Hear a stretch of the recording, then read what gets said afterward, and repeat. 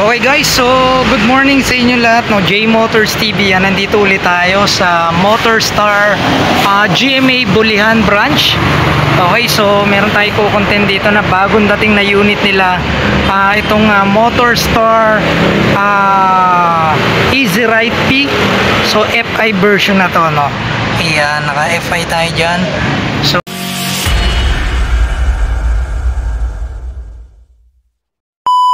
unahin natin sa kulay niya. So meron tayo ritong ivory white na kulay. Then meron tayo, syempre dito meron tayong windshield dito na kulay black. Ayan, so hindi naman siya ganong kataasan. Okay, so dito naman sa baba, i-check natin, meron tayo ditong apat na projector, no? So siguro ito yung pinaka high and low nya.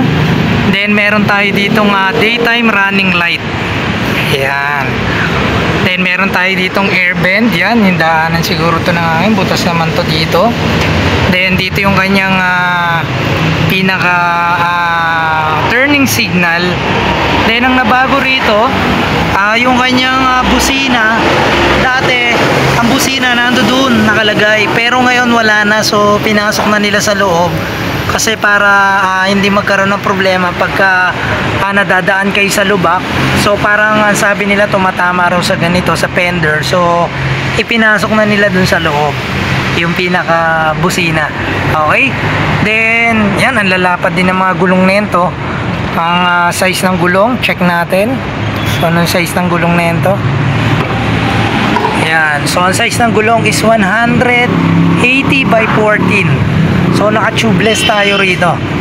Okay, so kung mapapansin nyo, nakabaluktot na yung pito nyan. Saan na yung pinakapito? Ikutin natin. Ayan, okay, so nakabaluktot na yung pinakapito nyan. Then naka single disc tayo rito. Meron tayong glossy black o gray na kulay dito ng kanyang suspension, yung kanyang conventional na suspension, no? Okay, then yung kanyang pinakatapalodo, yung pinaka fender nya is a glossy black. Okay, so ang kulay nito is combination ng white and black combination, no? So meron tayo ditong logo ng Motorstar. Yan. Then dito meron din tayo ritong FI na nakalagay, no? So meron kasing carburetor type na ito. So itong pangalawang labas ng Motorstar is FI version na. Okay, so kung titingnan nyo rito, yan, meron tayong glossy rito. Ayan. Then yung kanyang angkasan, no? Tapakan ng inyong angkas. So sobrang lapad. Okay. Ayan. Then pag kinlose nyo siya, parang part siya ng pinaka footrest nyo, yung pinaka extension ng inyong paa para hindi kayo mangalay, no? Okay. So dito naman meron tayong side stand. So tingin ko meron na tong check natin kung may side stand kill switch. May side stand kill switch ba to? Wala pa po. Wala pa. Okay. So ayan. Then ang kagandahan dito guys, ito yung sa kanyang makina. So meron pa siyang kickstart. So ano pa rin yan, pogi points pa rin yan para sa isang motor na merong kickstart. Kasi hindi mo masasabi, baka mamaya hindi mo mapansin na ikay low bat na. So meron ka pa rin magagamit na kickstart. So nandyan yung kanyang CVT. Mamaya bibigyan ko kayo ng specification ng motor na to, no? So ngayon dito muna tayo sa panlabas na itsura nya. So napakaganda, napakalinis tignan. Yan, kung makikita nyo yung kanyang mga linya-linya, no? Ganda.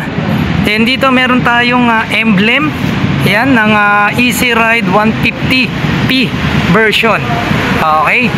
Then LED na nga pala yung mga ilaw na meron dito, no? Yan, mapa turning signal. Yan, LED tayo dyan. Siyempre meron tayo ritong ilaw, then may reflector.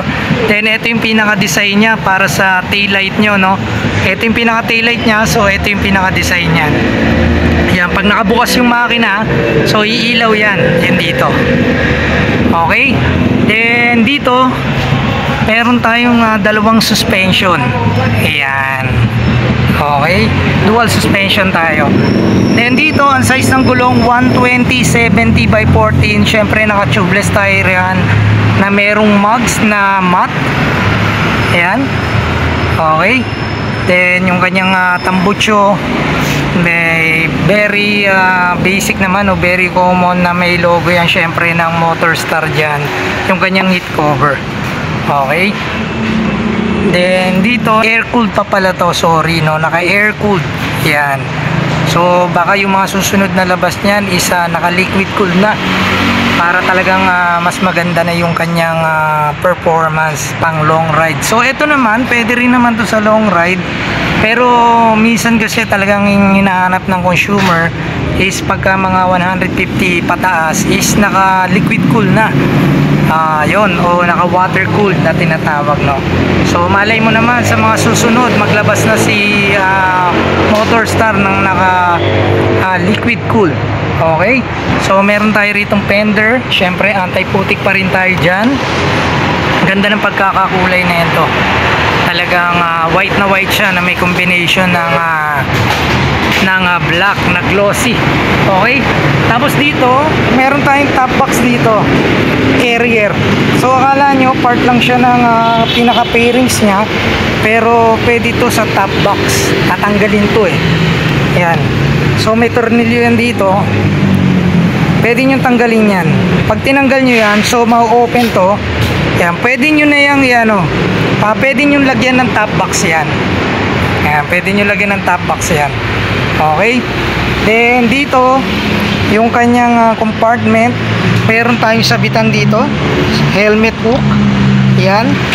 Then tingin ko face helmet lang ang kasya rito yan, pero depende pa rin sa brand, no, depende pa rin sa brand. So maganda to kasi meron na siya ready na top box carrier. Ilalagyan mo na lang ng ng pinaka plate ng top box, so maano mo na yan. Okay, so tapos dito ayos naman tayo rito. Makikita mo rito yung yung pinaka logo ng Motorstar yan na nakabaon sa naka engrave, no. Yan, Motorstar. So ang lambot, no, medyo mataas din yung para sa angkasan, then dito yung para sa pinaka driver, no. Okay, so tapos dito yung kanyang gasolinahan, no. Dito mo ang kargahan ng gasolina. Alright, tapos yan, sige, tingnan natin yung pagbukas ng sa seat. So dito rin yan yung sa seat, then ito yung sa fuel. Yan, so makikita nyo sa fuel, ito yan. Buksan natin. Sige sir, buksan mo. Sa fuel, yan, okay. So mamaya sabihin ko sa inyo kung magkano ilan ang tank capacity ng motor na to. Okay, then yan, napansin nyo hindi pa siya nakakiles, so disusi pa rin siya, pero okay pa rin yan, goods na goods pa rin yan, para maganda pa rin naman yan yung mga ganyan na klase na disusi pa rin siya. Okay, then dito meron tayong sa kanyang handle, so stainless o chrome type na handlebar, no, naked. Yan, so dito sa left side, syempre basic tayo dyan, high and low beam, busina, turning signal switch, then meron tayong passing light dito. Okay, then dito naman meron tayong starter, yung switch sa ilaw. Ang kagandahan nito, may switch pa rin siya sa ilaw, hindi katulad na ibang motor na kapag binuksan mo yung motor, naka-open na yung ilaw. So eto, pwede mo pa rin siyang patayin kung gusto mo. So dito mayroon tayong hindi to idling stop, kundi engine kill switch to. Okay, then tapos dito yan yung kanyang side mirror. So hindi naman siya gaanong kalakihan, tama lang. So dahon type.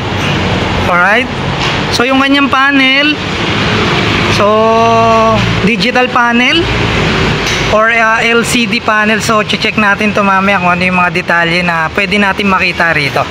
Okay, so yan, ano pa ba? Check natin kung ano pa. So dito makikita natin yung mamaya, check natin kung anong projector, kung gaano kalakas yung ilaw na yan. Alright, Okay guys, no, so ito yung sinasabi ko sa inyo na lagyanan ng top box nyo. So pag tinanggal nyo to, yan, may apat na tornilyuhan kayo dyan na pwede nyo lagyan ng inyong top box. Pero syempre kailangan magkaroon kayo ng extension dito, yan, para umangat konti yung plates nyo, kasi nakaangat tong yung kanyang pinaka pairings na tinatawag, yan. Okay, pero syempre pag Pinoy madiskarte, kaya lagyan yan, di ba? Alright. Okay guys, so eto nga pala, no, meron tayong side pocket dito na merong USB charging port. So okay naman, medyo malalim ng konti, kaya safety ang cellphone nyo rito. Alright, ganda. Ito yung dalawang susi nya, no. Ayan, so kung makikita nyo, may backlight yan pag binuksan nyo. Ayan, oh, naka backlight yan, oh, diba? Okay guys, so ito yung kanyang panel. So naka digital panel tayo rito. So kung makikita nyo, sobrang liwanag niyan guys. Nandito yung kanyang voltmeter 13.9. Then yung sa kanyang fuel. Then meron tayong orasan dito. Tapos dito itong switch na to, itong button na to. So pag pinindot nyo, makikita nyo yan, trip A. Yan, yun yung kay inyong trip, no, yung total trip, makikita nyo yan dyan. Then dito syempre yung kanyang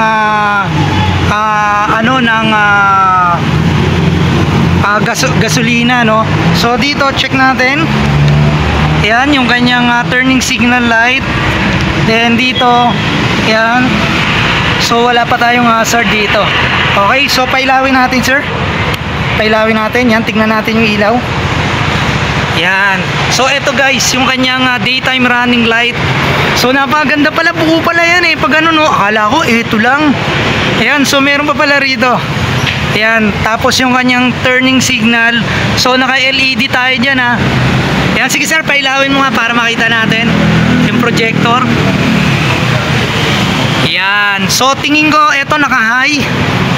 Ayan, naka high yan. So sobrang liwanag. Sige sir, i-low mo nga sir. Ayan. Sige sir, high mo ulit. Yun. Ito pala yung pinaka ano niya. Yung projector, yun yung pinaka low niya. Then yung pinaka high niya, nandito sa gitna yan, no. Ayan, kung may gitna yan, no. Tingnan nyo. Ito yung pinaka projector, yung dalawa. Yan yung pinaka low niya. Then pag hinay nyo, iilaw tong buong gitna na to. Ayan, iilaw yan yung buong gitna. Yan, okay. So sige sir, hazard, ano mo nga, passing light mo. Yan yung passing light niya. Okay, so tignan natin dito sa likuran. Ayan, so ito yung sinasabi sa inyo, yung kanyang design. Ayan, so pagka binrake mo yan, so magliliwanag pa yan. Sige sir, ipakibrake. Yan, okay. O, diba? Then ito yung kanyang turning signal na naka LED pa rin tayo dyan, no? Okay. Para naman sa displacement ng motor na to, meron tayong 149.6cc engine displacement, 4-stroke, air-cooled, at ang starting system nito is electric and kickstart na may fuel tank capacity na 10 liters at may net weight na 108 kg. So ang max power ng motor na to is 10 horsepower na may max torque na 10.2 Newton meter.